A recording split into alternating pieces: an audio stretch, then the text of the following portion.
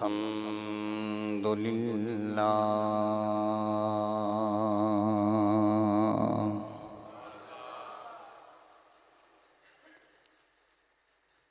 الحمد للہ وکفی والصلاة والسلام علی عبدہ المصطفیٰ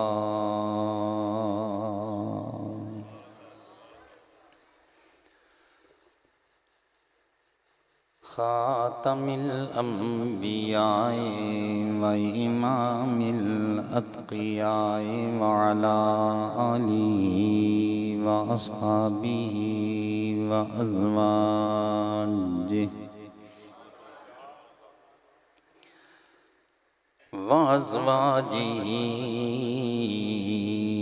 وعشیرتہ وعطرتہ وجمیع اولادہ وعلینا اجمعین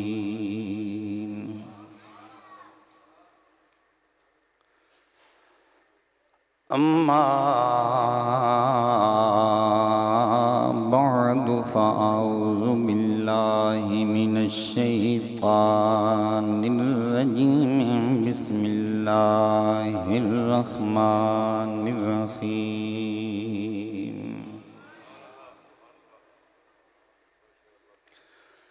قال اللہ تبارک و تعالی فی کلامہ المجید وفی الفرقان الحمید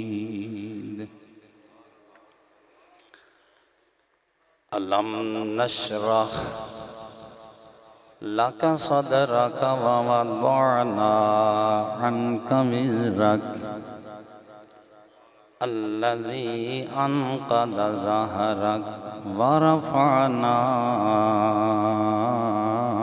لك ذكرك صدق اللہ مولانا العظیم وصدق رسوله النبی الأمی الأمین الخنین الکریم تمامی احباب محبت اور ذوق شوق سے بآواز بلند درود پاک اللہم صلی علی سیدنا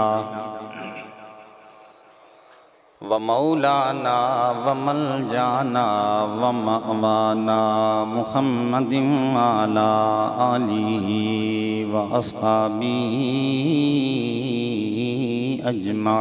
اجمعین جتنا مجمع ہے اتنے لوگوں کی آواز نہیں آئی اور ہے میلاد اور ہے عین وہ بات جو حضور کی ولادت باسعادت سے متعلقہ ہے اور بیٹھے ہیں ملنگ بن کر محبت سے سارے لوگ مل کر حضور کی ذات پر درود پڑھیں اللہم صلی علی وسلم دائما ابدا علی حبیبک خیر الخلق کلہم ثم الرضا عن ابی بکر وعن عمر وعن علی وعن عثمان ذی الکرم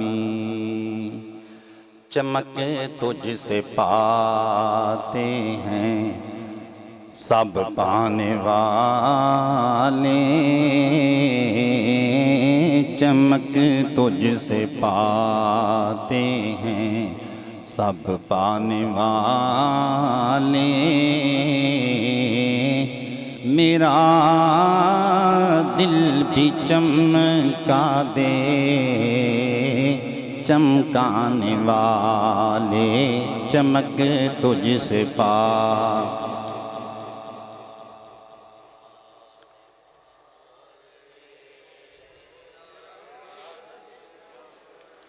یہ منکر منافق ہیں واللہ یہ منکر منافق ہیں واللہ جو مردہ کہے تجھ کو وہ مردہ ہے واللہ جو مردہ کہے تجھ کو وہ مردہ ہے واللہ زندہ ہے واللہ تو زندہ ہے واللہ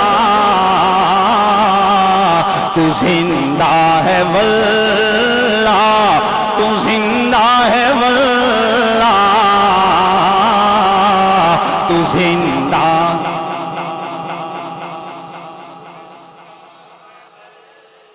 جن کا نبی زندہ ہے وہ بولیں جو تو زندہ ہے واللہ تو زندہ ہے واللہ تو زندہ ہے واللہ تو زندہ ہے واللہ.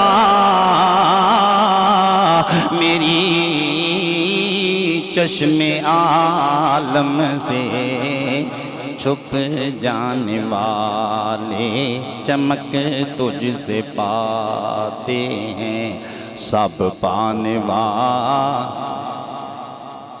غلامی نبی خلد میں جا بسے گا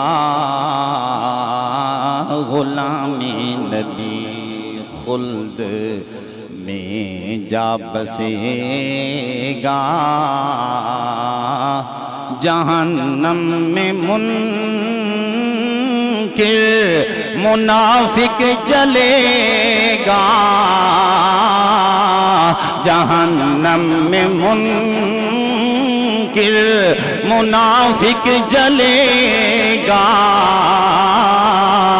جو سنی ہے وہ تو ہمیشہ کہے گا جو سنی ہے وہ تو ہمیشہ کہے گا.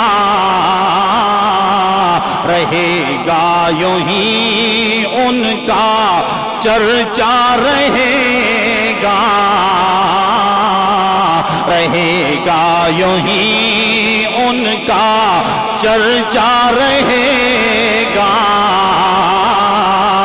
رہے گا یوں ہی ان کا چرچا رہے گا. پڑے خاک ہو جائیں جل جانے والے چمک تجھ سے پا. کبھی غوث و خواجہ کے ناروں سے الجھیں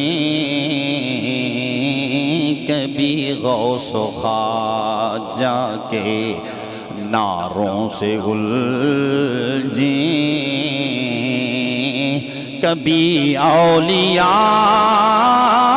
کے مزاروں سے الجھیں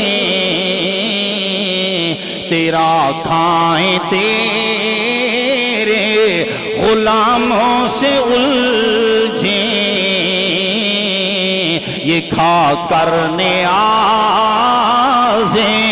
نیازوں سے الجھیں منکر عجب کھانے غرانے والے چمک تجھ سے پا.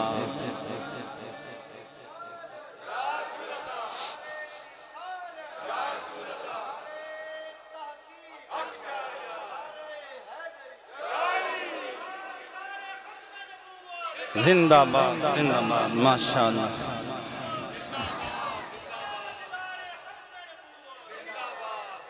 ماشاءاللہ.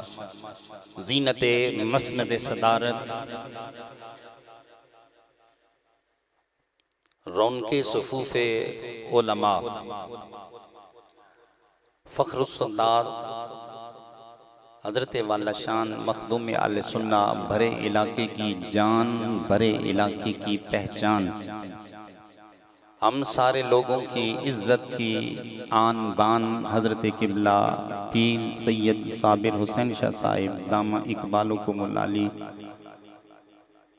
رونق محفل استاذ العلماء حضرت علامہ مولانا محمد مفتی عامر سہیل صاحب مقصودی دامہ اقبالکم العالی اور ان کے بزم استاذ العلماء، استاذ الحفاظ، استاذ القراء حضرت علامہ مولانا محمد تنویر صاحب چشتی زیدہ شرفکم العلی،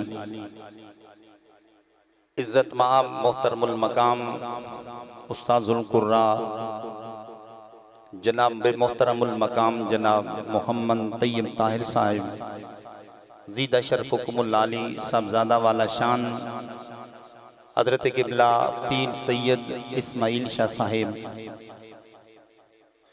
دامت برکاتکم العالیہ، عزیز محترم فضل جلیل حضرت علامہ مولانا محمد وقاص قادری صاحب، اس مسجد کے امام عزیز محترم نعت خوان شیر لسان بلبل چمنستان رضا جناب محترم جناب مولانا محمد توصیف صاحب، میزبان مکرم جناب محترم المقام محمد کنویز کالا صاحب، جناب ماسٹر محمد مدثر صاحب، اور اس بزم کے جملہ کارکنان، بزرگوں، دوستوں، نوجوان ساتھیوں، عزیز بچوں، ہمارے علاقے کی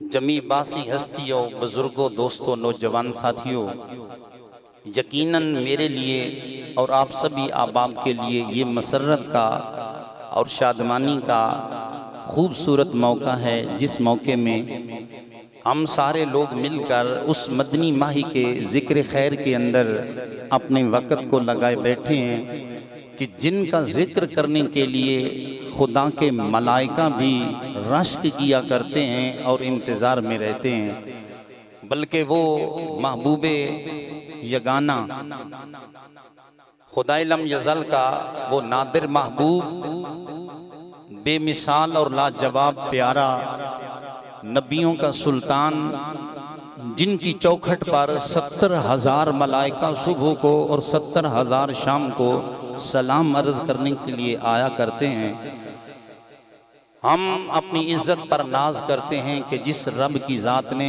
ہماری زندگی کے بھیانک اور انتہائی برے کرتوتوں سے ہٹا کر اس مدنی ماہی کے ذکر میں ہمیں محو کر دیا اور اس کام میں لگا دیا۔ دعا فرمائیں اللہ تعالی ہمارا بیٹھنا قبول فرمائے۔ صبح و شام گاہے بگائے وقتاً فوقتاً آپ دوست میری تقاریر اور بیانات سنتے رہتے ہیں۔ میری یہ تمنا ہوتی ہے کہ آپ دوستوں کے سامنے جب بھی کوئی بات کروں، کوئی نئی بات کروں، جو آپ کو تقریریں سناتا رہتا ہوں وہ دور جا کر لوگوں کو سنایا کرتا ہوں، اور آپ کے ہاں مجھے نئی تقریر تیار کرنی پڑتی ہے، کیونکہ آپ تو سارے یوں سمجھیں جیسے میرے شاگرد ہیں، میرے مقتدی ہیں، اور ہر روز آپ سنتے ہیں۔ اس وجہ سے آپ کے سامنے تقریر کرنے کے لیے مجھے کافی ورق گردانی کرنی پڑتی ہے۔ حضور نبی رحمت صلی اللہ تعالی علیہ وآلہ وسلم کی ذات بابرکات پر جب میرا رب وحی فرمایا کرتا تو حضور نبی کریم صلی اللہ تعالی علیہ وآلہ وسلم لوگوں کے سامنے اس وحی کا تذکرہ فرماتے۔ آج میرے رب نے مجھ پر یہ کرم فرمایا، آج میرے رب نے مجھے یہ حکم صادر فرمایا۔ چند دن گزرے، یہ سلسلہ جاری رہا۔ خدا کی حکمتیں خدا جانتا ہے، چند دنوں کے اندر اللہ تعالیٰ نے آسمان سے فراز عرش سے جبرائیل کو زمین پر حضور کے پاس وحی دے کر نہیں بھیجا۔ کچھ دن گزر گئے تو مکے کے باسی وہ پہلے ہی بڑے اکھڑ مزاج لوگ تھے، تو جس انسان کی نظر تنقید کرنے کے ہی سوچتی ہے، اور جو نقاد ہوتے ہیں وہ مور کے پروں کو نہیں دیکھتے، وہ مور کے پیروں کو دیکھتے ہیں۔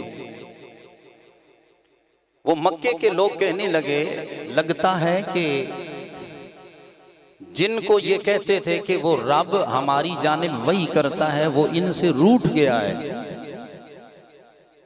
کہنے لگے اب وہ سلسلہ منقطع ہو گیا ہے، نہ کوئی وحی آتی ہے نہ کوئی نیا پیغام آتا ہے، اب بیٹھے ہیں نبی کریم کے بارے میں الٹی سیدھی جو کچھ ان کے منہ آتا تھا وہ بکواس کرتے گئے، یہاں تک معاملہ آ گیا کہ حضور دار ارقم میں بیٹھے ہیں، ابو لہب کی جورو ان کی بیوی، ابو لہب کی بیوی کا نام تھا ام جمیل، دوڑتی ہوئی آئی دار ارقم کے دروازے میں کھڑے ہو کر کہنے لگی نقل کفر کفر نہ باشد، کہنے لگی محمد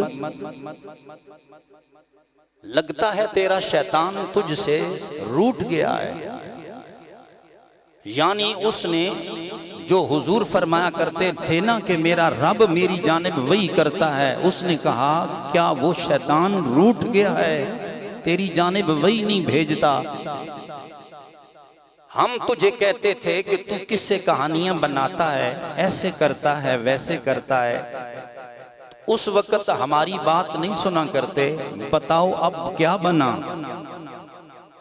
جب ام جمیل نے یہ بات کہی اللہ کے حوالہ سے تو حضور نبی کریم کی آنکھوں سے آنسو تر آئے، حضور کی آنکھیں آنسوں سے بھر گئیں، سرکار کی آنکھیں اشکبار ہوئیں، آسمان کی جانب حضور نے نظر اٹھائی، دیکھ رہے تھے آسمان کی جانب اور دل ہی دل میں عرض کر رہے تھے یا رب العالمین یہ لوگ مجھے جادوگر کہیں میں سنتا رہتا ہوں، یہ لوگ مجھے ساحر کہیں میں سنتا ہوں، یہ لوگ مجھے دیوانہ کہیں میں سن لیتا ہوں، یہ لوگ مجھے پاگل کہیں میں سن لیتا ہوں، یہ لوگ مجھے دیوانگی کا تان و تشنیع کی شکار کرتے رہیں میں سنتا رہتا ہوں، یا رب العالمین اب تو حد ہو گئی، انتہا ہو گئی، اب یہ تجھ سے بھی نہیں رہے، تیری ذات پر بھی تان و تشنیع کر رہے، یا اللہ مجھ سے برداشت نہیں ہو رہا۔ ابھی حضور نے نظر اٹھائی تھی، سرکار کی نظر واپس پلٹ کر زمین تک نہیں آئی تھی کہ فراز عرش سے میرے رب نے جبرائیل کو 2 صورتیں دے کر بھیج دیا، فرمایا محبوب ہمیں تمہارا تکنا اتنا اچھا لگتا ہے، ہم نے تو کسی حکمت کے تحت کافی دنوں سے وہی روکی تھی، لیکن جب تیری نظریں اوپر اٹھی ہیں تو رب کی ذات پاک نے والضحیٰ واللیل اذا سجا فرمایا او سورج جیسے چمکنے والے مکھڑے والے محمد، والضحیٰ واللیل اذا سجا، اور آپ کی زلفوں کی قسم فرمایا او میرے محبوب ما ودعک ربک وما قلی، تمہارے رب نے تجھے کوئی نہیں چھوڑا، تمہارے رب نے تجھے کوئی نہیں چھوڑا اور نہ ہی تم سے تعلق توڑا ہے۔ اور اس کے ساتھ آگے دوسری صورت نازل فرما کے فرمایا محبوب ان لوگوں کی باتیں سننا پڑیں گی، الم نشرح لک صدرک، فرمایا محبوب کیا ہم نے آپ کے سینے کو کھول نہیں دیا، کیا ہم نے آپ کے دل گردے میں آپ کے سینے میں اتنا بڑا جوہر نہیں رکھا کہ ان لوگوں کے تان و تشنیع، ان لوگوں کی باتیں، ان لوگوں کے شکوے، ان لوگوں کی یہ شکایات اور ان کی یہ بکواسات محبوب یہ تو کرتے رہیں گے، لیکن ہم نے آپ کو وسیع دل دیا ہے، ہم نے آپ کا دل گردہ مضبوط بنایا ہے، محبوب ہم نے آپ کا سینہ کھول نہیں دیا، تو محبوب ان کی سنتے جاؤ نا۔ الم نشرح لک صدرک، محبوب کیا ہم نے نہیں کھول دیا تمہارا سینہ؟ دوستان گرامی قدر، میرے نبی کریم کا سینہ میرے رب نے کھولا۔ سینہ کھولنے سے 2 معنی مراد ہو سکتے ہیں، ایک معنی یہ ہے کہ مانوی حیثیت ہے، یعنی مخفی اور باطنی حیثیت ہے۔ باطنی حیثیت یہ ہے کہ بندہ کوئی بھی ہو، ہم سارے لوگ بیٹھے ہیں، کیا ہم سارے لوگوں کا دل گردہ ایک جتنا ہے؟ سارے لوگوں کا سینہ ایک جتنا ہے؟ ہر آدمی کی سینہ کی کشادگی برابر ہے؟ نہیں، کسی کے ہاں یہ ہے کہ 50 مہمان آ جائیں وہ بڑی بخوشی دسترخوان بچھا دیتا ہے، اور ہم میں سے کچھ ایسے ہیں کہ اگر 1 کپ چائے کا پلانا پڑ جائے تو ماتھے پر 7 سلوٹیں پڑ جاتی ہیں۔ بتاؤ ہمارا سینہ برابر ہے؟ بولو. تو رب نے اپنے محبوب کو فرمایا ہم نے آپ کا سینہ کھول دیا ہے محبوب، ہم نے آپ کو بڑا جگرے والا بنایا ہے. تو بتائیں محبوب کون سی کمی ہے؟ یہ باتیں کرتے رہیں گے، آپ سنتے جائیں. محبوب ہم چاہتے ہیں ان کی باتیں سنتے جاؤ. ایک دن آئے گا، ایک وقت آئے گا، قدم تمہارا ہوگا، سلطنت پوری کائنات کی تمہارے قدموں پر نچھاور ہوگی. ان کی باتیں سنتے جاؤ. دوستان گرامی قدر، میرے نبی کریم صلی اللہ تعالی علیہ وآلہ وسلم کا جو علم نشرہ والا سینہ ہے، یہ رب فرما رہا محبوب ہم نے کھول دیا ہے. کبھی غور کریں نا، یہ سینے کا کھولنا. حضرت سیدنا موسیٰ کلیم اللہ رب کی بارگاہ میں کئی بار عرض کر رہے تھے رب اشرح لی صدری ویسر لی امری، یا اللہ میرا سینہ کھول دے. کیا کہتے ہیں؟ بولو. یہ بھی قرآن ہے. وہ کہتے ہیں یا اللہ میرا سینہ کھول دے. ایک وہ ہے جو رب سے مانگ رہا ہے یا اللہ میرا سینہ کھول دے، اور دوسرا محبوب وہ ہے جس کو خود رب پیغام بھیج رہا ہے محبوب ہم نے آپ کا سینہ نہیں کھول دیا، محبوب ہم نے آپ کا سینہ نہیں کھول دیا. حضرت موسیٰ کلیم اللہ بھی رب کے پیغمبر ہیں. مصر کے اندر ایک وادی ہے، وادی طور، وہاں جاتے ہیں، جوتے پہن کر جاتے ہیں. رب فرماتا ہے فَخْلَعْ نَعْلَيْكَ، محبوب اے پیارے کلیم آئے ہو تو جوتے تو اتار دو نا، جوتے تو اتار دو. یہ ایک مقدس وادی ہے، اِنَّكَ بِوَادِ الْمُقَدَّسِ، فرمایا یہ ایسی مقدس و مطہر وادی ہے، یہاں تمہیں اپنے نالین اتارنے پڑیں گے. لیکن محبوب جوتے پہن کر عرشوں پر جاتا ہے. رب فرماتا ہے محبوب ان کو ہلانے کی ضرورت نہیں، ہم چاہتے ہیں کہ تمہارے نالین ہمارے عرش سے مس ہو جائیں، تمہارے جوتوں کی خیرات عرش کو بھی نصیب ہو جائے. موسیٰ کلیم خدا کی بارگاہ میں کئی بار عرض کرتے ہیں یا رب العالمین رب آرینی انظر الیک، یا اللہ مجھے اپنا آپ دکھا، یا اللہ میں تجھے دیکھنا چاہتا ہوں. وہ منتیں کر رہے ہیں، وہ رب کی بارگاہ میں سماجتیں کر رہے ہیں، وہ رب کی بارگاہ میں بار بار آرزویں کر رہے ہیں. منت کرنے کے باوجود بھی رب انکار کرتا ہے. لیکن ادھر حبیب کی بات ہو تو حبیب لمبی تان کر مکے کے اندر سو رہا. رب فرماتا ہے محبوب ہم نے وہاں انکار کیا تھا، لیکن یہاں معاملہ کچھ ایسا ہے کہ ہم انتظار کر رہے ہیں. محبوب ہم یہاں انتظار کر رہے ہیں. محبوب سویا ہے، محبوب نے عرض نہیں کی یا اللہ ہمیں اپنا آپ دکھا. وہاں موسیٰ خود منت کریں، رب انکار کرے، اور یہاں حضور اپنے اوپر چادر لے کر ام ہانی کے گھر میں آرام کر رہے ہیں. اور رب فرماتا ہے کہ ہم سراپا انتظار ہیں، محبوب آئیے نا. تو بتائیے دوستان گرامی قدر، جس محبوب کی یہ شان ہے ان کے سینے کے کھولنے کے حوالہ سے رب پیغام دیتا ہے. رب نے فرمایا محبوب ہم نے آپ کا سینہ کھول دیا ہے. سینہ کھولنے کا مطلب یہ ہے کہ اس کے اندر برداشت کا موقع ہم نے پیدا کیا ہے. اب دیکھیں نا حضور کا 4 بار، بولو کتنی بار؟ 4 بار حضور کا سینہ مبارک چیرا گیا. 4 بار. ایک جب حضور حضرت شیمہ حضرت حلیمہ کے گھر میں شیمہ کے ساتھ مل کر بکریاں چرانے جایا کرتے تھے، وہاں پر خدا کے ملائکہ آئے اور انہوں نے حضور کا سینہ چاک کیا. ایک بار یہ ہے حضور کا سینہ کھولا گیا. جب حضور جوانی کی عمر کو پہنچے، طفولیت سے نکل کر جوانی کی عمر میں پہنچے، دوسری بار آپ کا سینہ چاک کیا گیا. تیسری بار جب آمنہ کا لال رب کی بارگاہ میں غار حرا میں وحی کو لینے کے لیے، پہلی وحی کو وصول کرنے کے لیے تشریف لے گئے، وہاں آپ کا سینہ چاک کیا گیا. اور چوتھی بار جب آمنہ کا لال معراج شریف پر گئے، اس وقت حضور کا سینہ چاک کیا گیا.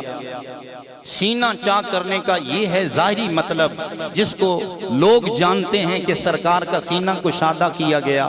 اس کا مطلب یہ ہے کہ اللہ تعالیٰ نے نبی کریم کے کمالات میں تکمیل رکھی ہے، کسی شے کی کمی نہیں رکھی. سینہ چاک کر کے کچھ تبدیلیاں کی جاتی. وہ کیسی تبدیلیاں تھیں آپ غور رکھیں گے.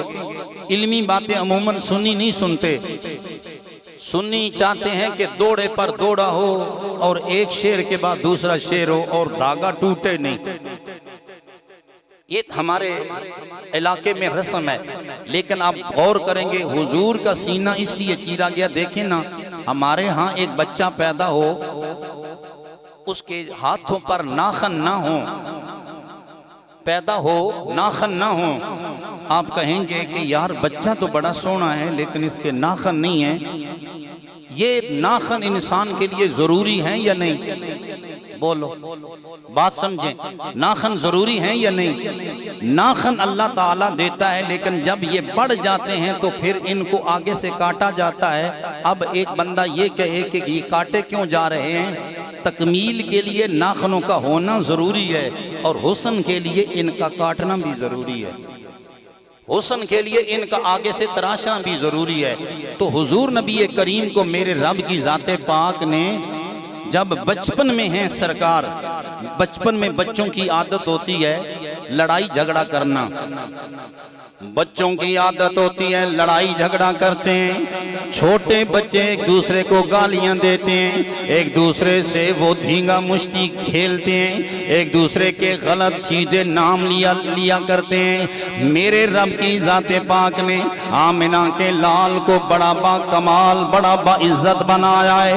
حضور کے سینہ مبارک کو حضرت شیمہ کہتی ہے میں نے دیکھا خدا کے ملائکہ آئے، سرکار کے سینہ مبارک کو چیرا گیا، حضور کا دل مبارک نکالا گیا. دوستان گرامی قدر پھر اسے ایک طشت میں رکھ کر دھویا گیا، انوار و تجلیات سے دھو کر پھر وہیں رکھ دیا گیا. گویا میرے رب کی ذات پاک نے بتایا لوگوں کمنی والے کے جسم اقدس کو بنانا یہ تکمیل انسانیت کے لیے ضروری تھا، لیکن انوار و تجلیات سے دھو کر پھر اندر رکھ کر بتانا ہے لوگوں یہ میرا مدنی ماہی تمہارے جیسا نہیں ہے. لوگوں ہے تو بچہ لیکن بچپن میں بھی غلط بات نہیں کرتا ہے بچہ لیکن آمنہ کا لال کسی کا غلط نام نہیں لیتا ہے بچہ لیکن کسی کے بارے میں غلط خیال بھی نہیں کرتا. لوگوں یہ میرے نبی کریم کا سینہ چیر کر دنیا کے سامنے بے مثال بنانا ضروری ہے. پھر جب جوان ہوئے، یہ میں بات بالکل مختصر کر رہا ہوں آپ کو سمجھ بھی آ جائے. جب جوانی کی عمر آتی ہے، جوانی مستانی ہوتی ہے، جوانی کے اندر بندے کے دل میں ہزاراں خیالات آتے ہیں. دوستان گرامی قدر دوبارہ میرے نبی کریم کا سینہ مبارک چیرا گیا. اس دل کے اندر وہ محبتیں، وہ مرفتیں، وہ نور و انوار و تجلیات رکھے گئے. اور حضور کا دل مبارک لوگوں دل دھڑکے تو بندہ زندہ رہتا ہے، دل نہ دھڑکے تو بندہ مر جاتا ہے. لیکن صدقے جائیں آمنہ کے لال پر، صدقے جائیں محمد مصطفیٰ کی حیاتی پر. لوگوں آمنہ کا لال یہاں ہے، دل فرشتوں نے نکال کر آب زمزم کے کنویں پر پہنچا دیا، وہاں دھویا جا رہا، لیکن آمنہ کا لال زندہ جاوید ہے. بتاؤ نہ لوگوں پتہ چلا میرا مدنی ماہی دل کا محتاج نہیں ہے، بلکہ یہ سارے جہان کے دل جتنے بھی ہیں یہ میرے نبی کے محتاج ہے. نبی زندگی کا محتاج نہیں، زندگی میرے نبی کی محتاج ہے. بولو، زندگی میرے نبی کی محتاج ہے، نبی زندگی کا محتاج نہیں ہے. حضور کا دل نکالا گیا. اب جو آپریشن کرتے ہیں وہ اندر ہی دل رکھا ہوتا ہے، وہیں اس کو اڑنگ بڑنگ کرتے ہیں، وہ وہاں سے نکال نہیں پاتے. لیکن حضور کا دل نکال لیا گیا، اسے دھویا جا رہا، لیکن سرکار سانس بھی لے رہے، حضور کی زندگی بھی ہے اور حضور پر کوئی اثر نہیں ہوا. دوستان گرامی قدر جوان جب بندہ ہوتا ہے نا تو اس وقت بندے کے خیالات بڑے عجیب عجیب ہوتے ہیں. لیکن میرے رب نے دوبارہ تکمیل انسانیت تو کر دی تھی، لیکن انوار و تجلیات رکھ کر بتا دیا ہوگا مدنی ماہی جوان، ہوگا جوان، لیکن مجال ہے کہیں حضور کی نظر بہک جائے. ہوں گے جوان لیکن حیا ان کے دروازے پر بھکاری بنے گا. ہوں گے جوان لیکن خدا کی قسم میرے نبی کریم کے دروازے پر حیا اور ایسی جوانی کہ دنیا کہے کہ کانا اشد حیا من الازراء فی خدرہا، جوان بچی گھروں میں اتنی حیا والی نہیں جتنا مدنی ماہی جوانی میں حیا والا ہے۔ دنیا ان کے بارے میں ایسے اسباق پڑھتی ہے، یاد کرتی ہے۔ اسی طرح دوستان گرامی قدر، جب وحی کا بوجھ آیا، بوجھ آنے کے موقع پر بھی اتنا بوجھ ہوتا ہے وحی کا، حضرت زید کہتے ہیں جب حضور کی بارگاہ میں بیٹھے ہوتے، سرکار پر وحی آتی نا، اتنا بوجھ ہوتا، کہتے ہیں حضرت زید ایک دن میرا گھٹنا حضور کے گھٹنے کے نیچے تھا، فرشتہ آ گیا، عرش سے فرشتہ جب وحی لے کر آیا، کہتے ہیں مجھے لگتا تھا کہ میرا گھٹنا چکنا چور ہو جائے گا۔ حضور پر جب وحی آتی تو اتنا مشکل وقت ظاہراً ہوتا، سرکار کو پسینہ آ جاتا، سرکار چادر لے لیتے، سرکار لوگوں سے بیگانہ ہو جاتے، وحی آتی لوگ بیٹھے ہوتے، حضور وہاں مگن ہو جاتے، اتنا بھاری بھرکم معاملہ ہوتا۔ دوستان گرامی قدر، میرے رب نے جب وحی اتارنی تھی اس وقت بھی حضور کا سینہ چیر کر وہاں ملائکہ کو فرمایا انوار و تجلیات رکھو۔ دنیا کو تو یہی سمجھ آتا ہے کہ یہ ایک عام انسان ہے، لیکن حدیث پاک میں آتا ہے کہ آمنہ کا لال جنتی مردوں میں 100 مردوں کے برابر طاقت رکھتا تھا، اور ایک جنتی مرد جو ہے وہ ہماری دنیا کے 40 پہلوانوں سے بڑھ کر تھا، جس کو میرے رب نے اتنی طاقت دی ہے۔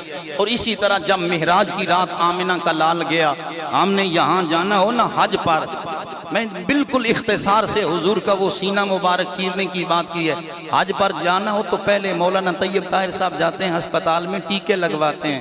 ہم نے یہاں سے جانا ہے جی، وہاں کی آب و ہوا کچھ اور ہے، یہاں کی کچھ اور ہے، تو تاکہ ہمارا جسم متاثر نہ ہو جائے، ہوتا ہے یا نہیں؟ تو جس نے اس جہان سے اس جہان میں جانا ہے، میرے رب کی ذات پاک نے انوار و تجلیات میں ان کے دل کو دھو کر بتایا، مدنی ماہی یہ جہان بھی تیرا ہے، وہ جہان بھی تیرا ہے۔ 4 بار حضور کا دل مبارک نکالا گیا، اور علماء کہتے ہیں کہ حضور کا یہاں جب دیکھا جاتا نا، غور کیا جاتا، تو جس طرح آپریشن ہوا ہوتا ہے نا، معمولی سی ایک چھوٹی سی باریک سی لکیر حضور کے جسم اقدس پر نظر آیا کرتی تھی۔ ایک ہے یہ ظاہر بات جو حضور کا سینہ مبارک چیرا گیا، ایک ہے باطنی امر۔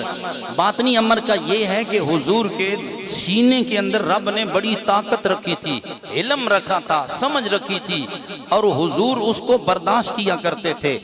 اتنا برداشت کیا کرتے ہیں میرے دوست، ایک یہودی عالم ہے، یہودی عالم نے میرے نبی کریم کی بارگاہ میں آ کر سرکار کو آزمانا چاہ، کہتا ہے میں نے کتابیں پڑھی ہیں، میں نے ان کی بڑی نشانیاں پتہ کی ہیں، ہر نشانی مجھے ان میں مل گئی ہے، لیکن ایک علم والی نشانی ہے۔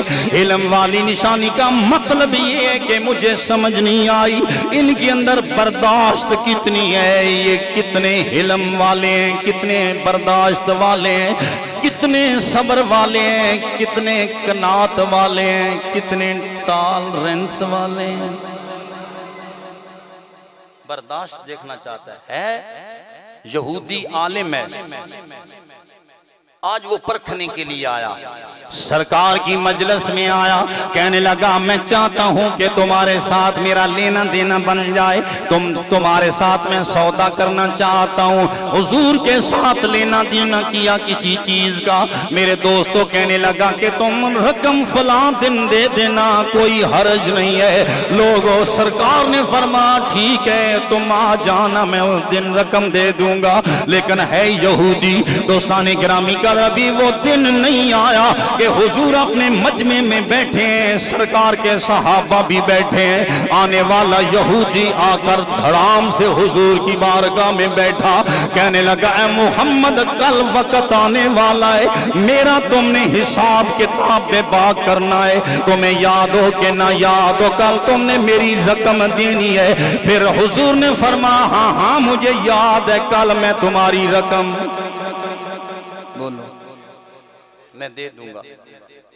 اس نے نہ آؤ دیکھا نہ داؤ، اس نے بار بار بڑھانا شروع کر دیا، کہنے لگا تم قریشی ہو، قریشیوں کا یہ معاملہ بڑا عجیب ہے، یہ نہ ہو کہ پھر تم مجھے کہو کہ آج ہے کوئی نہیں، یہ نہ ہو کہ تم کہو کہ آج چلے جاؤ، میں نے کوئی نہیں جانا، ابھی سوچ لو کل کیا کرو گے، میری رقم تمہیں دینا پڑے گی، اگر تم رقم نہ دو گے میں یہ کر دوں گا وہ کر دوں گا، بار بار باتوں پر باتیں کرتا رہا۔ آمنہ کا لال فرما رہا، فرمایا میں جو کہہ رہا ہوں کل دے دوں گا، کہنے لگا سوچ لو تم پتہ نہیں دو گے یا نہیں دو گے، باتوں پر باتیں کرتا رہا، حضور کے صحابہ سے برداشت نہ ہوا، حضرت سیدنا فاروق اعظم جلیل بندے ہیں، اٹھے ہاتھ میں تلوار ہے، کہنے لگے اے مدنی ماہی، اے آمنہ کے لال، خدا کے یار، مجھ سے برداشت نہیں ہو رہا،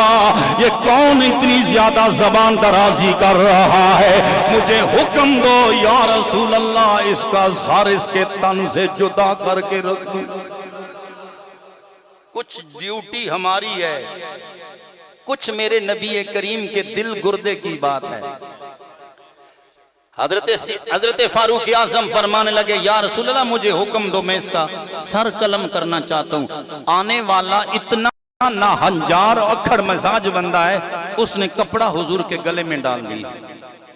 دیکھو نا، بات نہیں ہوئی، بات ہوئی نہیں، حضور کہہ رہے میری ڈیوٹی ہے، کل میں تیرا حساب بے بات کروں گا، کل میں تیری رقم واپس کروں گا، لیکن وہ باتوں پر باتیں کرتا جا رہا، بکواس پر بکواس کرتا جا رہا، میرے نبی کے گلے میں کپڑا ڈال دیا، کہنے لگا میری رقم دینی ہے یا نہیں دینی؟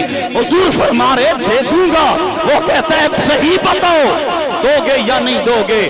صحابہ سے برداشت نہ ہوا، حضور نے فرمایا میرے صحابہ تم اسے کچھ نہ کہو، اس بندے نے مجھ سے اپنا حساب لینا ہے، یہ جو کچھ کرتا ہے اسے کرنے دو۔ حضور نے حضرت فاروق اعظم کو فرمایا تم مجھے بھی سمجھاؤ اور اسے بھی سمجھاؤ، مجھے کہو تم قرضہ ادا کر دینا اور اسے کہو کہ کل تک صبر کرے، لیکن دوستان گرامی قدر میرے نبی کریم مسکرا رہے ہیں، وہ باتوں پر باتیں سنا رہا، آمنہ کے لال کے چہرے انور پر مسکراہٹ آ رہی ہے۔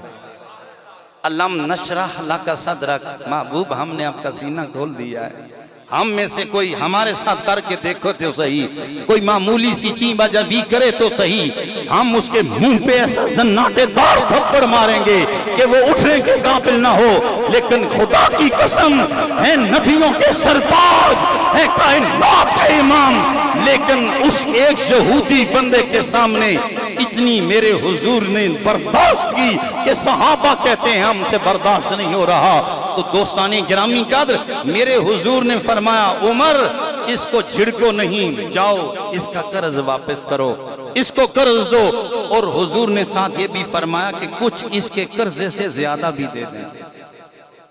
کیا فرمایا؟ قرضے سے زیادہ بھی دے دینا۔ میرے دوستوں میرے بھائیوں، حضرت سیدنا فاروق اعظم گئے، اس نے اس آدمی کا قرض واپس کیا جتنا قرض دینا ہے تول کر برابر دے دیا۔ اب حضرت فاروق اعظم فرمانے لگے میرے نبی کریم کا مجھے ارشاد ہے، اے آنے والے آگے ہاتھ کر، ہم تیرے لیے زیادہ بھی دیں گے، کیونکہ مجھے میرے نبی نے حکم دیا ہے زیادہ دیتے جا رہے، زیادہ دیتے جا رہے۔ یہودی دیکھتا جا رہا، اچانک وقت آیا، یہودی کی آنکھوں سے آنسوں کی جھڑی جاری ہو گئی، رونے لگا، رونے والے کیوں رو رہا ہے؟ کہنے لگا لوگوں میری کتابیں کہتی تھی محمد بڑی برداشت والا ہے، کہنے لگا یہ سودا یہاں رکھو، چلو مجھے اس نبی کے پاس لے چلو، میں اس مدنی مائی کا کلمہ پڑھوں گا۔ اللہ اکبر۔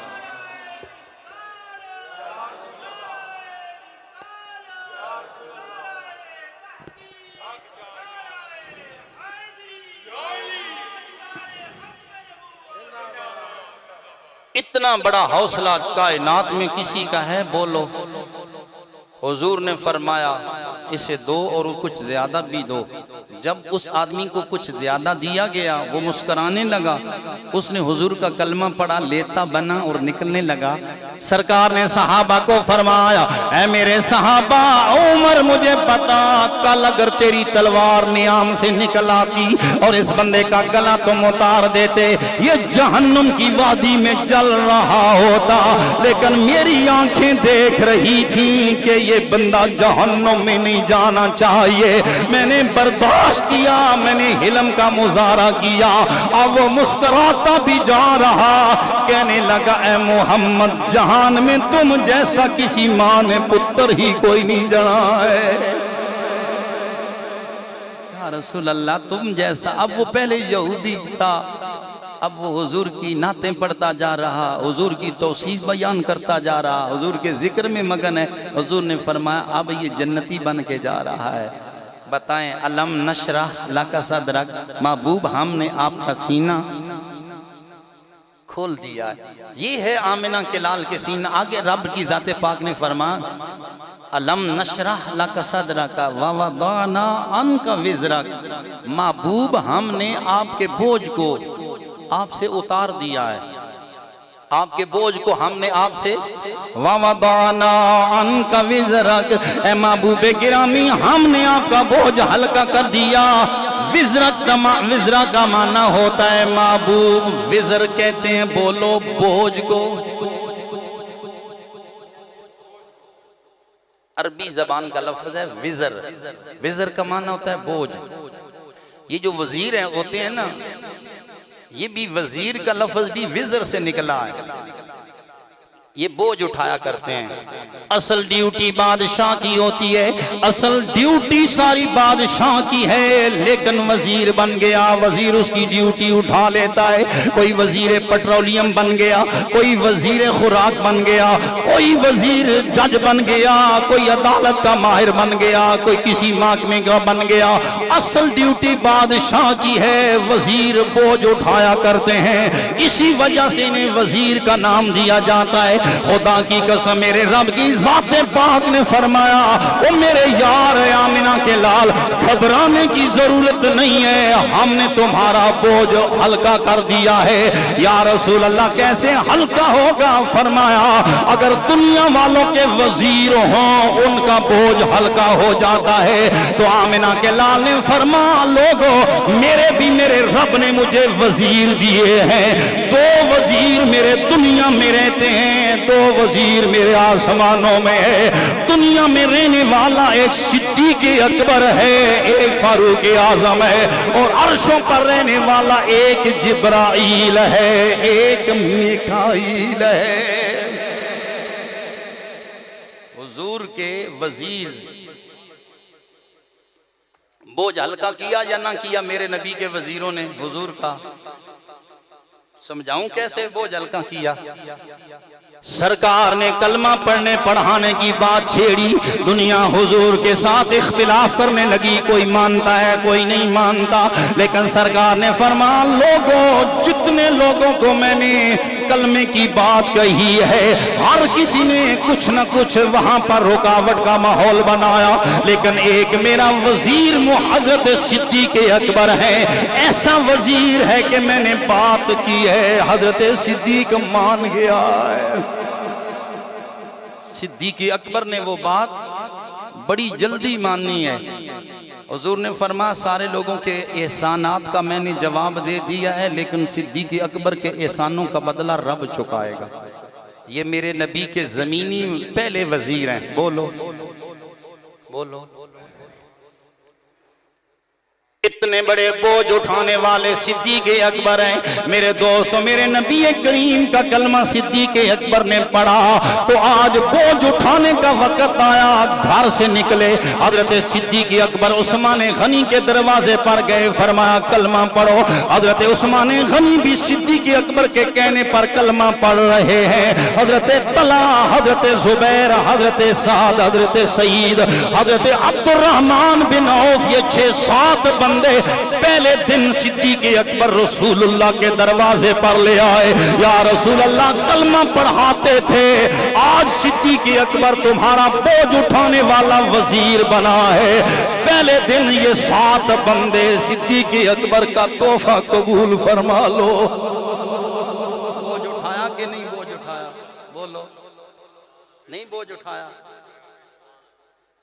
دوستان گرامی قدر، پھر میرے نبی کریم نے ہر موقع پر اس وزیر کو دنیا کے سامنے روشناس کروایا۔ آج دنیا صدیق اکبر کی بات کرے، ان کے پیٹ میں انتہائی پیڑ پڑ جاتی ہے۔ صدیق اکبر کا نام لیا جائے، ان کے اندر انتہائی عجیب عجیب رمق اٹھتی ہے۔ لیکن صدیق اکبر میرے مدنی ماہی کا وہ یار ہے۔ لوگوں، جس بازار میں دیکھا، جس حجر میں دیکھا، جس شجر کے قریب دیکھا، جس بازار میں دیکھا، وہاں صدیق بھی نظر آیا، صدیق کا یار محمد بھی نظر آیا۔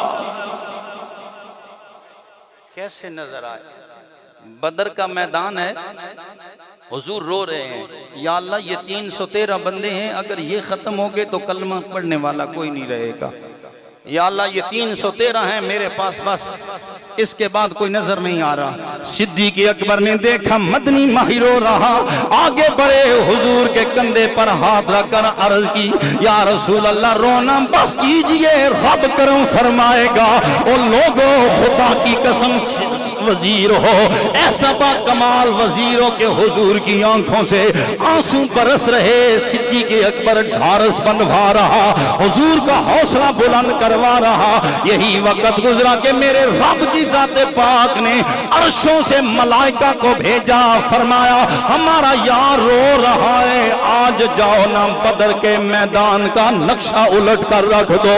اور دنیا دیکھ رہی تھی، ایک جانب 313 ہیں، دوسری جانب ہزاروں کی تعداد ہے، لیکن 313 نے اسلام کا جھنڈا۔ یہ صدیق اکبر نے اشارہ کر دیا تھا۔ نمازوں کا معاملہ آیا، میرے دوست آمنہ کے لال نے 17 نمازیں حضرت صدیق اکبر کو مصلی پر کھڑے کروا کے پڑھائی ہیں۔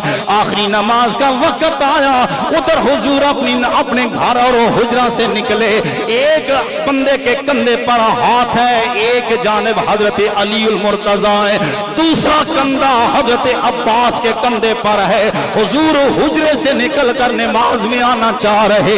دوستان گرامی قدر، میرے نبی کریم کا انگوٹھا مبارک زمین پر نشان بناتا آ رہا۔ صدیق اکبر نماز پڑھا رہے ہیں، مصلی پر صدیق ہے۔ آمنہ کے لال کے آنے کی خوشبو نے آ کر دل کو لبھایا۔ جب حضور کی خوشبو آ گئی، علاقہ معطر ہو گیا، پیچھے ہٹ گئے۔ میرے نبی نے فرمایا الا مکان کا یا ابا بکر، اے ابو بکر اپنی جگہ پر کھڑے رہو۔ کیا فرمایا؟ الا مکان کا، یہ علماء بیٹھے ہیں، یوں نہیں فرمایا الا مکانی، میرے مصلی پر کھڑے رہو، یوں نہیں حضور نے فرمایا میرے مصلی پر کھڑے رہو، فرمایا الا مکان کا، اپنے مصلی پر کھڑے رہو، اپنے مصلی پر کھڑے رہو۔ گویا بتایا آج میں نے حضرت علی کے کندھے پر بوجھ لادا ہے، ایک جانب حضرت عباس کے کندھے پر میں نے بوجھ لادا ہے۔ دنیا کے دل میں وہم نہ جائے کہ حضور اپنا بوجھ علی کو یا حضرت عباس کو دینا چاہتے ہیں۔ فرمایا صدیق ہم نے زبان سے بول کر بتا دیا، مصلی ہمارے بعد تیرا ہے۔ کفالا مکان کا یا ابا بکر، اے ابو بکر اپنے مکان پر کھڑے رہو، نماز پڑھاؤ۔ بتاؤ، جس وزیر نے رسول اللہ کی زندگی میں 17 نمازیں پڑھائی، میرے نبی کا بوجھ میرے رب نے ہلکا کر کے دکھایا یا نہیں؟ بات اگر لمبی کریں تو اور لمبی ہوتی جائے گی۔ اور حضرت فاروق اعظم بھی میرے نبی کے وزیر ہیں۔ قرآن کریم کے اندر درجنوں ایسی آیات ہیں کہ حضور سوچتے تھے کہ آج کیا کام کیا جائے۔ مثلا عورتیں بے حجاب باہر نکلتی، عورتیں چادر وغیرہ نہ لیتی، نکلتی۔ حضرت فاروق اعظم کے دل میں خیال آیا، کہنے لگے یا رسول اللہ، بہت بہتر ہوتا اگر یہ عورتیں اپنے اوپر ایک چادر لے لیتی۔ بہت اچھا ہوتا اگر یہ اپنے اوپر چادر لے لیتی۔ حضرت فاروق اعظم نے ابھی مشورہ دیا، فراز عرش سے جبرائیل اتر آیا۔ رب نے فرمایا محبوب حضرت فاروق اعظم کا مشورہ بڑا چنگا ہے، ان عورتوں کو حکم دو چادریں لے لیں۔ کتنی ایسی آیات ہیں کہ ادھر حضرت فاروق اعظم حضور کے ساتھ بات کرتے، ادھر میرا رب عرشوں سے وہ پیغام بھیج دیتا، بوجھ میرے رب نے ہلکا کیا یا نہیں؟ اور سمجھایا دنیا والوں آمنہ کے لال کی مثال جہان میں کوئی نہیں ہے۔ آمنہ کے لال کو میرے رب نے تسلیاں دے کر فرمایا ورفعنا لک ذکرک، محبوب یہ جھلے دنیا والے تمہارا کچھ نہیں بگاڑیں گے، ہم تو بتا رہے ورفعنا لک ذکرک، اے ہمارے یار ہم نے بلند کر دیا۔ یا اللہ ورفعنا ماضی کا صیغہ لگایا ہے، کل بلند کیا، پرسوں بلند کیا، اترسوں بلند کیا، سال پہلے بلند کیا۔ فرمانا نا دنیا والو ہم نے ماضی کا صیغہ لگایا ہے، گویا بتانا چاہتے ہیں کہ کائنات ہم نے بعد میں بنائی ہے، یار کا رتبہ ہم نے پہلے بلند کر دیا ہے۔ ورفعنا محبوب ہم نے آپ کا ذکر پہلے بلند کر دیا ہے۔ اب بلندی بھی دینے والے مختلف ہوتے ہیں۔ آپ کی قدرت تھی، آپ نے مجھے اس صوفے پر بٹھا کر بلند کیا، ان صفوں سے بلندی پر بٹھایا۔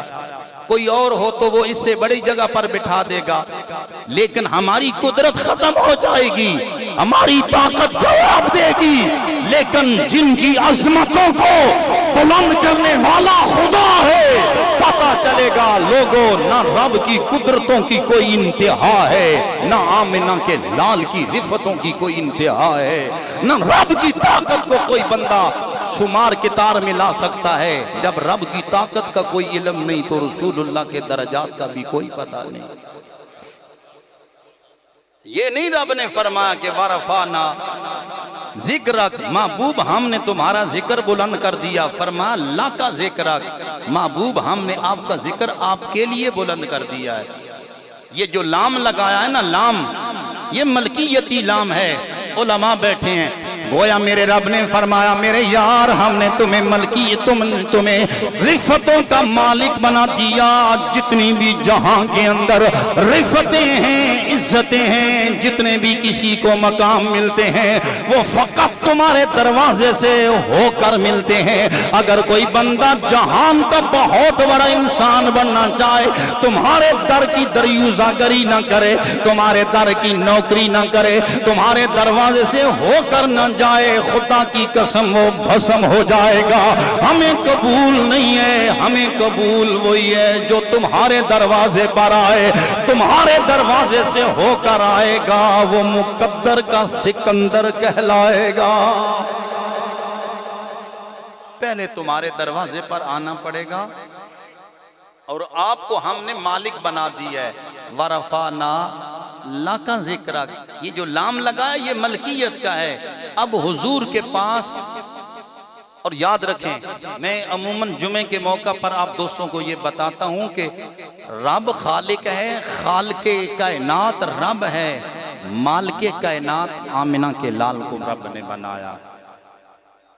مالک کائنات حضور ہیں، تو جس کو میرے رب نے عزتوں کا مالک بنایا، اب اس کے دروازے پر کوئی بھی جاتا ہے وہ نوازا جاتا ہے، وہ نوازا جاتا ہے۔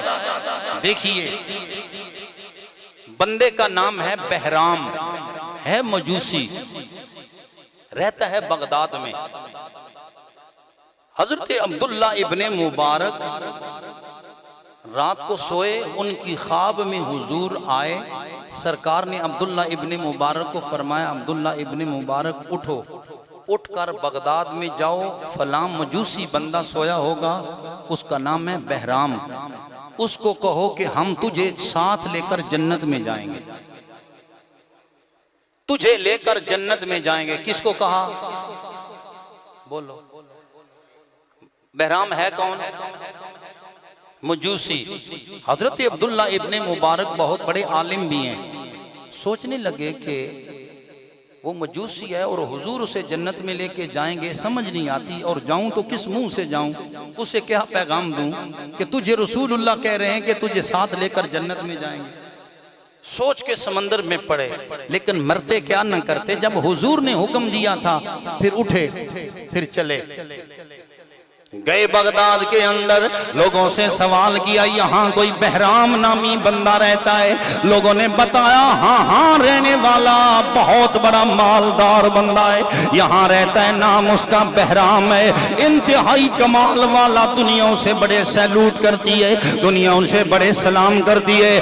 گئے اس کا دروازہ کھٹکھٹایا، بہرام نے قدموں میں جوتا نہیں پہنا، دوڑ کر آیا، دروازہ کھولا، دیکھا کہ عبداللہ ابن مبارک دروازے پر آئے، کہنے لگا عبداللہ ابن مبارک مجھ سے کوئی غلطی تو نہیں ہو گئی، رات کے وقت میرے دروازے پر آئے ہو؟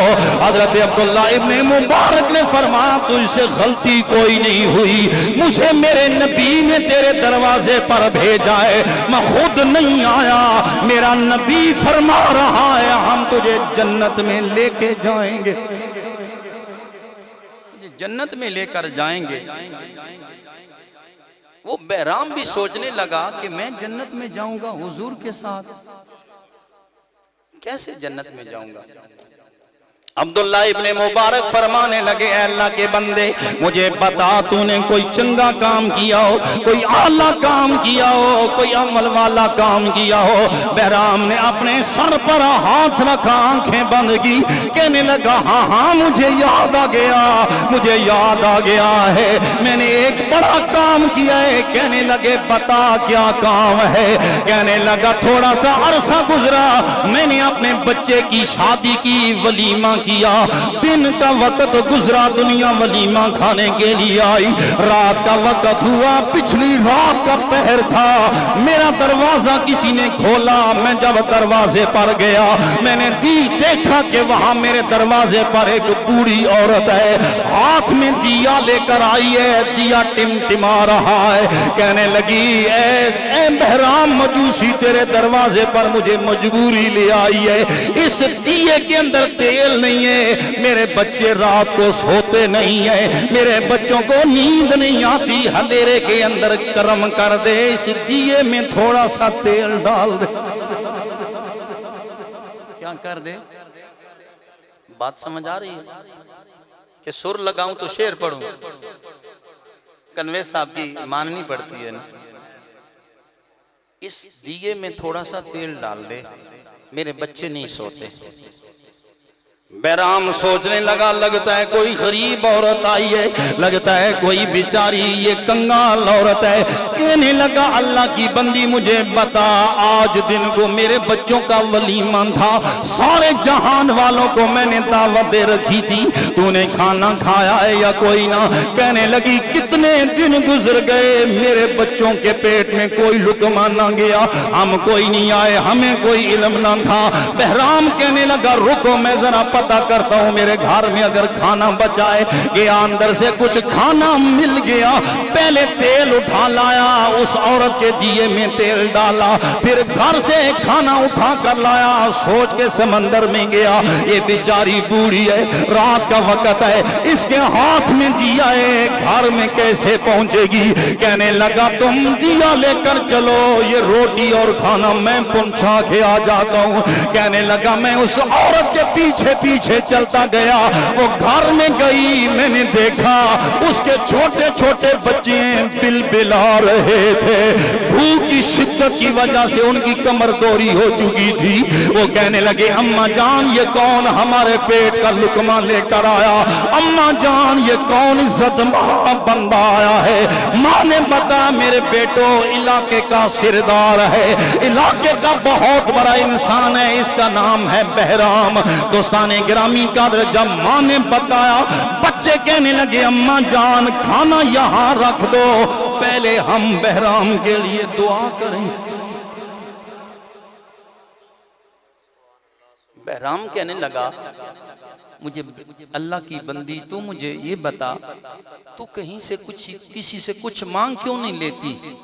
کسی سے صدقے کا سوال کرتی، کسی سے زکوٰۃ مانگتی، کسی سے عشر کا سوال کرتی، کسی سے فتنہ نہ مانگتی۔ اس عورت کی آنکھوں سے آنسوؤں کی جھڑیاں جاری ہو گئی، رونے لگی، جب ہچکی بندی کہنے لگی ہم کسی سے کچھ نہیں مانگ سکتے، وجہ یہ ہے کہ ہماری رگوں کے اندر آمنہ کے لال کا خون ہے، ہم سید ذاتیں ہیں، یہ میرے بچے بچیاں نبی کریم کی اولاد ہے، میں بھی سید ہوں، میرا خامد فوت ہو چکا ہے۔ دوستان گرامی قدر، جب بچوں نے ہاتھ اٹھائے ایک ہی دعا کر رہے ہیں، کہہ رہے ہیں یا رب العالمین ہماری دعا ہے کہ قیامت والا دن آ جائے، بہرام ہو، آمنہ کے لال کا ہاتھ ہو، آمنہ کا لال انہیں پکڑ کر جنت میں لے جائے، یہ اتنے عزت مآب بن جائیں کہ رسول اللہ کی معیت میں جنت میں جائیں۔ کہنے لگا میرے لیے ان بچوں نے دعا کی تھی، اس دن کا میرے دل میں یہ سوال آیا ہے، ان بچوں کی دعا قبول ہو گئی ہے۔ کہنے لگا وہ بہرام بولا، کہنے لگا اے عبداللہ ابن مبارک یہ معاملہ میرا اور ان بچوں کا تھا، تو مجھے بتا تیرے نبی کو کس نے بتایا ہے؟ تیرے نبی کو یہ خبر کیسے ہو گئی ہے؟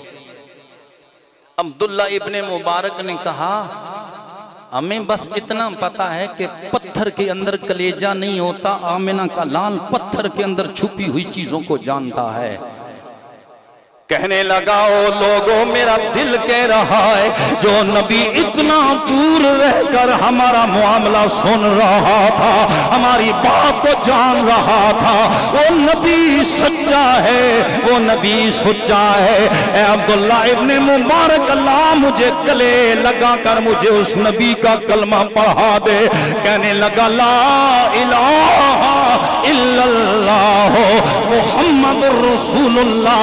حضرت عبداللہ ابن مبارک سوچ کے سمندر میں چلے گئے، کہنے لگے میں فکر کر رہا تھا کہ کمنی والا اس بندے مجوسی کو کیسے جنت میں لے جائے گا، لیکن جب رب کی ذات پاک نے اس کا بخت بھلا کیا ہے، اب یہ مجوسی نہیں رہا، مقدر کا دھنی بنا، عزتوں کا سکندر بنا، رسول اللہ کی معیت میں مل کے جنت میں جائے گا۔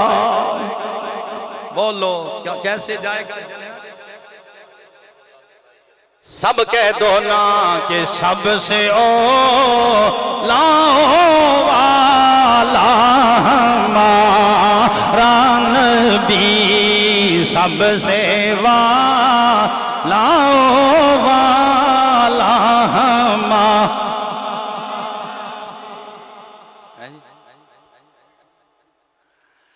میں کہتا ہوں میرے بھائیوں میرے دوست، یہ ہے میرے نبی کریم کا کمال، جن کو میرے رب نے اتنا عزت والا بنایا، اتنا عزت والا بنایا۔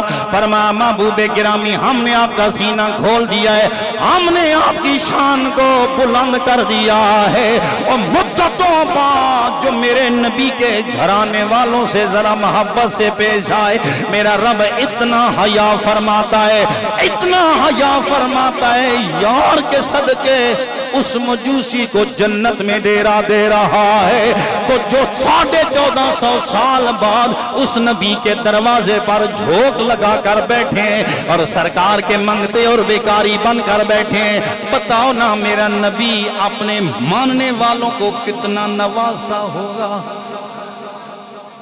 جو اس کے کلمہ گو ہیں، جو اس کے ماننے والے ہیں، کوئی بھی آج تک خالی نہیں گیا۔ وَرَفَعْنَا لَكَ ذِكْرَكَ، محبوب ہم نے آپ کو عزتوں کا مالک بنا رکھا ہے، کوئی بھی آپ کے دروازے پر لو لگائے آئے تو صحیح، پوچھو نا۔ جانے والے ایک بندے کا نام ہے پیر سیال، نام تو ان کا پیر سیال ہے، لیکن انہیں ہزاروں دلوں کی دھڑکن کس نے بنا دیا؟ یہ رسول اللہ کا فیض ہے۔ نام پیر کرم شاہ ہے، لیکن ضیاء الامت کی عزت والی لڑی میں کس نے پرو دیا؟ رسول اللہ کی محبت نے۔ نام داتا علی حجویری ہے، لیکن گنج شکر کس نے بنا دیا؟ بولو نا، میرے رسول گرامی کی محبت نے بنا دیا۔ نام عبد القادر ہے، غوث العظم کس نے بنا دیا؟ رسول اللہ کی معیت نے۔ نام ان کا ہے نعمان بن ثابت، لیکن دنیا انہیں امام اعظم مانتی ہے۔ کس نے بنایا؟ رسول گرامی نے۔ سب کہہ دو کس نے بنایا؟ رسول گرامی کی محبت نے بنایا ہے۔ نام تو ہے عمر فاروق اعظم، کس نے بنایا ہے؟ بولو رسول اللہ کی میت نے۔ ہر ایک سے الگ الگ جا کر ان سے اپنا کان قریب کر کے ان کے منہ سے سوال کرو اور پوچھو کہ عزت کہاں سے ملی ہے۔ وہ تمہیں بتائیں گے کہ جب تک بکے نہ تھے کوئی پوچھتا نہ تھا، آقا تم نے خرید کر انمول کر دیا ہے۔ ہر دور میں چلتا ہے پیمانہ محمد کا، آباد خدا رکھے میں خانہ محمد کا۔ جے تو مل جاویں تے میں لکھ دیاں، جے تو نہ ملیں تے میں ککھ دیاں، پر دل وچ اڈیکاں رکھ دیاں۔ اللہ تعالیٰ کی ذات پاک میرا بیان آپ دوست